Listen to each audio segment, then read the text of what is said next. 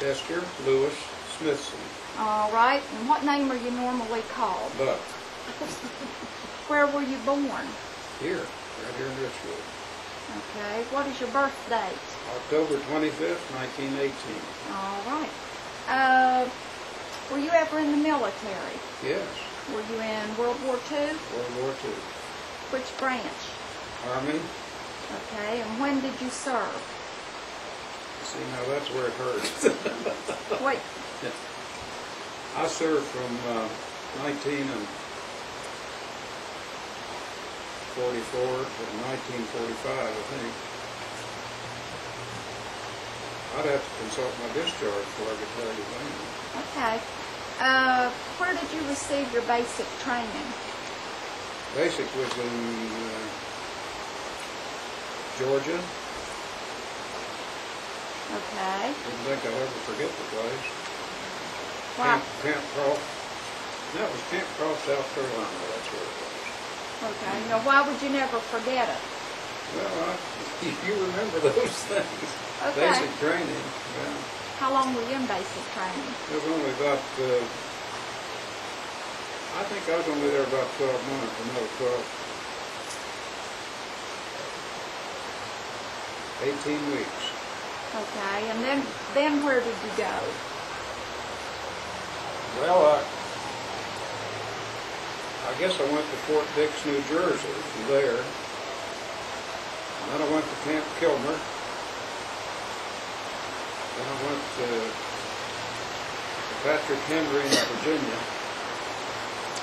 Of course, we were going overseas. The reason we were moving around here, I suppose, so much was to kind of foil the Germans, the spies, down where we were going. We were changing from winter clothes to summer clothes, back to winter clothes. An awful lot of things going on there. We didn't fully understand what it was, but I think that's what it was. Okay. Where all did you go then? Well, I went to England first, and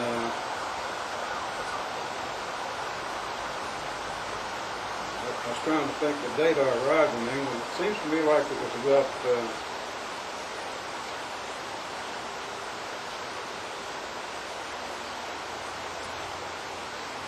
when was the invasion of France?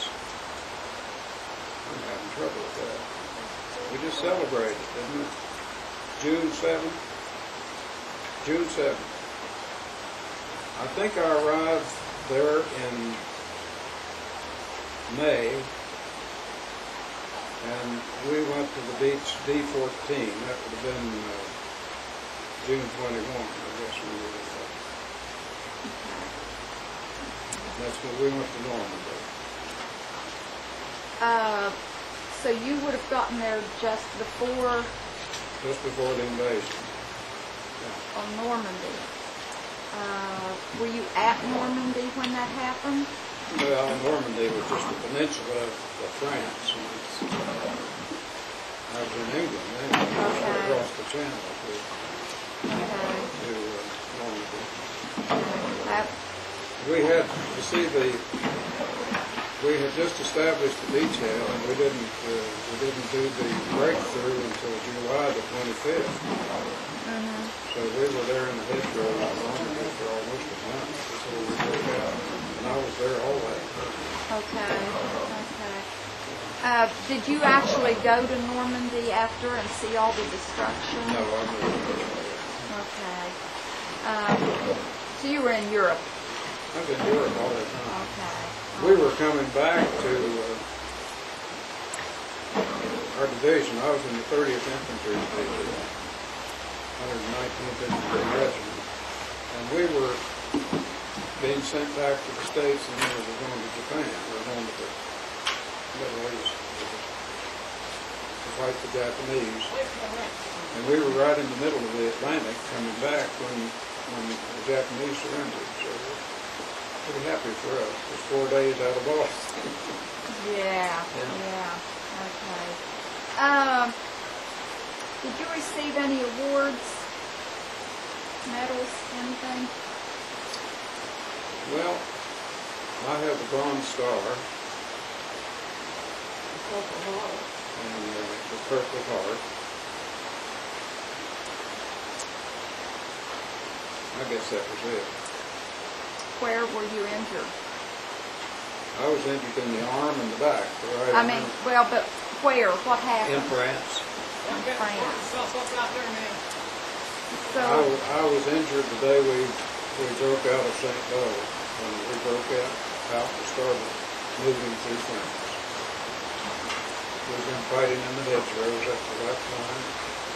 We were supposed to go out on July the 24th, and our own bombers bombed us so bad we had to hold it over for one day. so you would have been in combat. Oh, yeah. You were in combat. Oh, yes, yes. You're lucky to be here today. Oh, yeah. Figure so.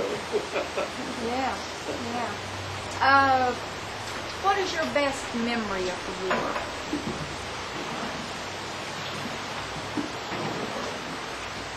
Oh, I don't know. I can't think of any good things. I think of the camaraderie we had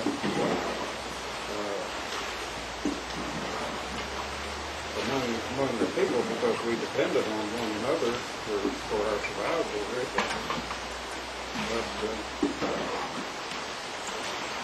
But there's not anything nice in war. I don't remember anything too well during the battle. Can you describe the most significant event you witnessed? It doesn't have to be something bad. Just something that was important that you saw.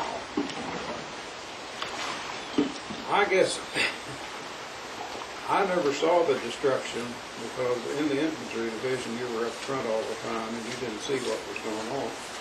Only as we got into Germany, as we started moving into Germany, we saw the effects of our bombing raids. It was the most unusual thing. Of course, you could expect it, and yet you were just surprised at everything. Because one of the things that I noticed most was our airplanes went after Germany's mode of travel, which was railroad. And they went after those trains, and where they would strafe them, and they were all steam engines. And when those boilers would blow up, that train would flow sometimes 400 and 500 yards off the tracks. Maybe the trucks would still be sitting there, the wheels and everything, but the engine, the boiler and everything might be 400 or 500 yards clear over in a field someplace, way off from there. And then the destruction of those bombs sometimes, I'll never will forget when we went through Frankfurt. I guess that's the most unusual thing I ever saw. Was a building. It was probably, I'd say a 6-story building or something like that. And the whole top of the building was going, of course, just on the 4 sides.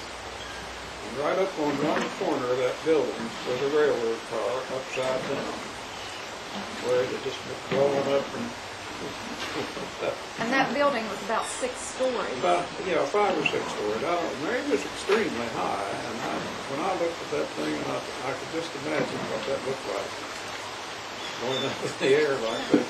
It was upside down and laying right on the corner, just right across the corner, just as if somebody placed it there. Wow. Let me ask you, were you living here in Richwood when you left for the war? No, I was living in Charleston. Okay. How did you get, that's been several years ago, no offense, but did you take a train? Were you on a troop train? Or Oh, yeah. You were on a troop train. We went to Clarksburg. That's where I was drafted. And we went on a troop train to Columbus, Ohio. And then from Columbus, Ohio, we went to Camp Clark, South Carolina. It was all on a train. Okay. Some of them had flat wheels on them. Pardon me? They were using every kind of a coach they could find, and I'll say some of them had flat wheels on. Okay.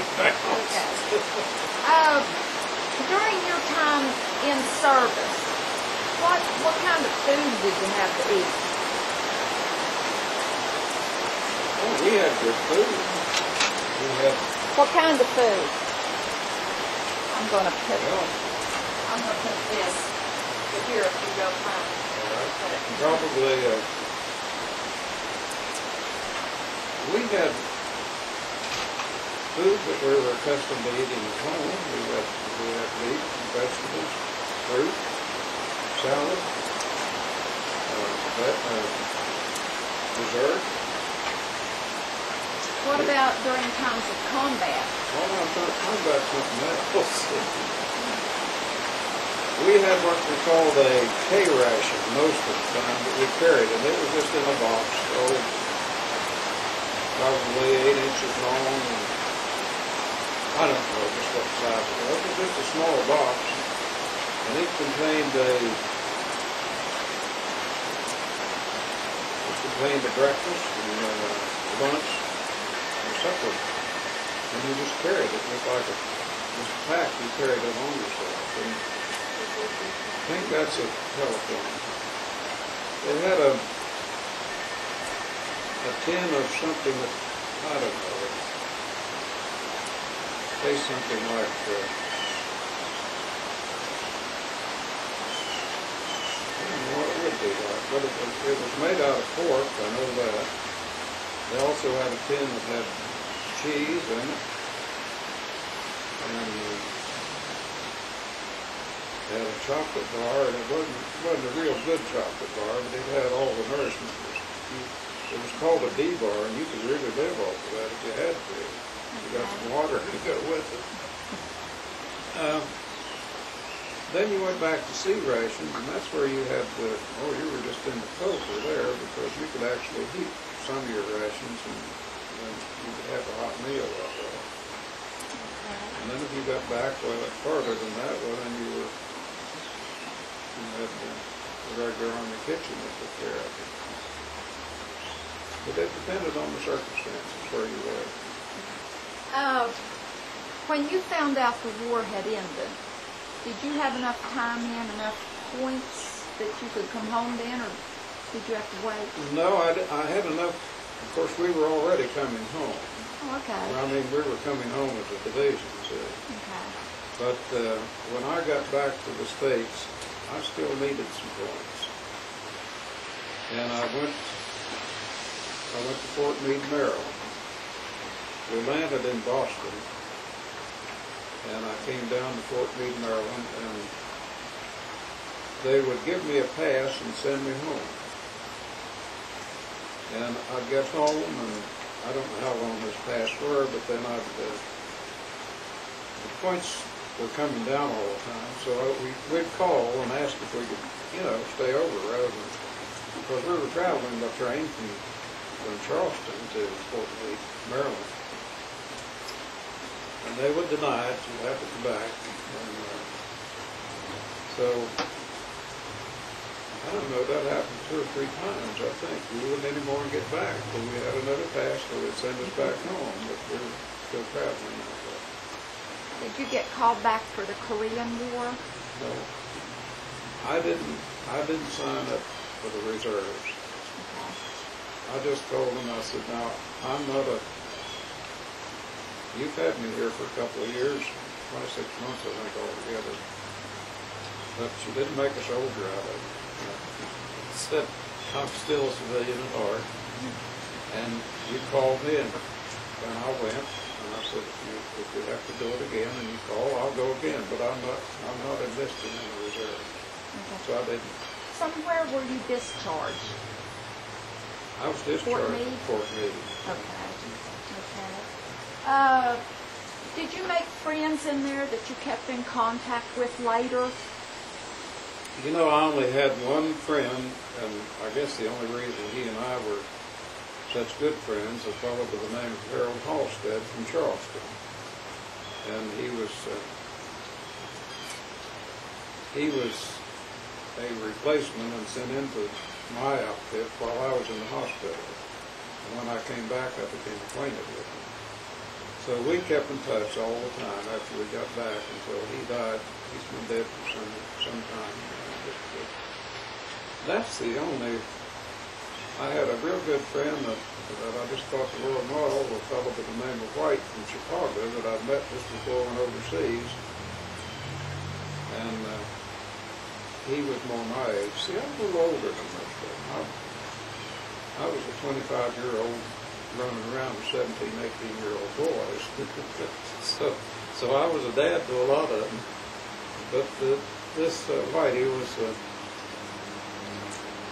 more my age, and so we became acquainted, and we went overseas together, and he was killed in the first firefight after we got over there. So I thought an awful lot of him, but I didn't know him very long. But, you know, other than Harold and White, that's all I remember that I kept in contact with. Okay. That's pretty much all of my questions. Is there anything else you would like to mention? Anything that happened or anything you saw? Well, you can understand from my remarks, I think, that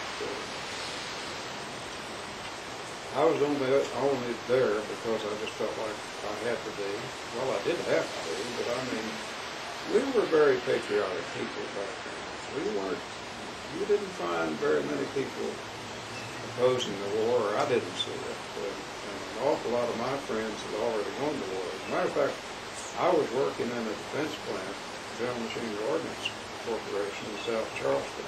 What's the name of it? General Machinery Ordnance Corporation. And my draft board would keep sending me a deferment. And I suddenly looked around one day and I didn't have a friend left. They were all gone. And so the next time I'd never do this again, but the next time the deferment came up, I told them I wasn't interested in it. Okay. And I went. Okay. Working in that plant, what was that like? Well, that was I had a good job there. I was a machinist by trade when I went in there. And I was in charge of the boring operations on the 20-millimeter gun barrel. It was an interesting thing when I went in there and we were setting up and starting to put in a bay to manufacture those gun barrels. We could, what few people we had in there and what few machines we had up, we were building 8 gun barrels a day after we'd been setting that thing up for about 7 or 8 months, I think. And we've gotten it up to 8 gun barrels a day, and when I left, our quota was 66 gun barrels each day. And of course, I saw this was mostly for the Navy, and I could understand why they needed so many of those 20 millimeters because they had them on every boat, every airplane. They just had them everywhere. And when they got those gun barrels real hot, they just kicked it out in the ocean just like you would a shell. How long did it take to get one hot enough to have to change it? Not very long. They were air cooled, but I'm sure when those people were fighting those kamikazes and having those big naval battles over there, I'm sure they used up thousands and thousands of those things. Yeah. Were you married to your wife at the time you were in there? You were? We had been married for 10 months. Okay. 10 months. And you were living in Charleston at the time? We kept putting it off. Getting married off? Yeah, I didn't want to make a widow out of her. And then finally we said, what the heck, let's go ahead and do it. So okay. Well, I'll ask you a few questions in just a minute. Okay?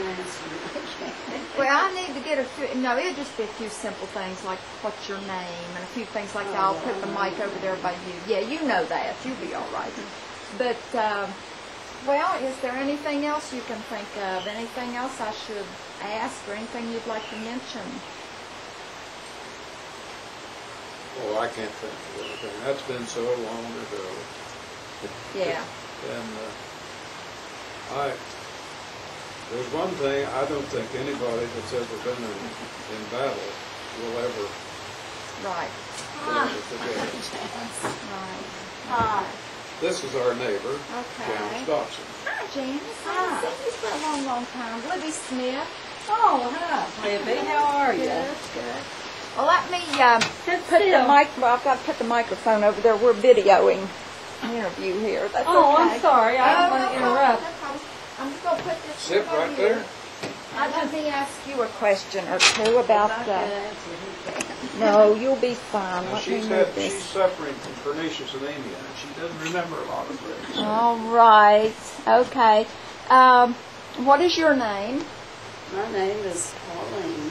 All right, and you're married to Mr. Smithson here. I was a fiddler before I married him. Okay. Now, I understand you were married when he went into the war, when he went to World War II. What was that like for you? I'd hear from him once in a while. I know I worked for a law firm in Charleston. And they would call me and tell me that I had a letter from Buck. If it was anything wrong. And I just waited to hear from him. Okay. By letters? Oh, yeah. Letters? Did he ever get to come home on leave at all? Just stayed home when he came to stay with me. Well, I came home once after basic training before I went Oh, before you overseas. went overseas, but overseas, that was Okay. it. And that was it. Okay. All right.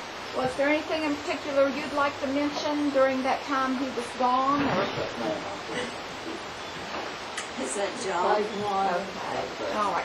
Well, do you have anything else? I'll go ahead and shut it off. And you think Fine that's with me. it? All right. I bet you did. Richwood, Somersville, Webster Springs, and Fairmont. Yeah. And then when we came back here. Huh. I like it here. It's a Well, pretty we place. ended up in Milltown when we lived here the first time. They thought we were too. Look at this mess. This is terrible. Oh, God.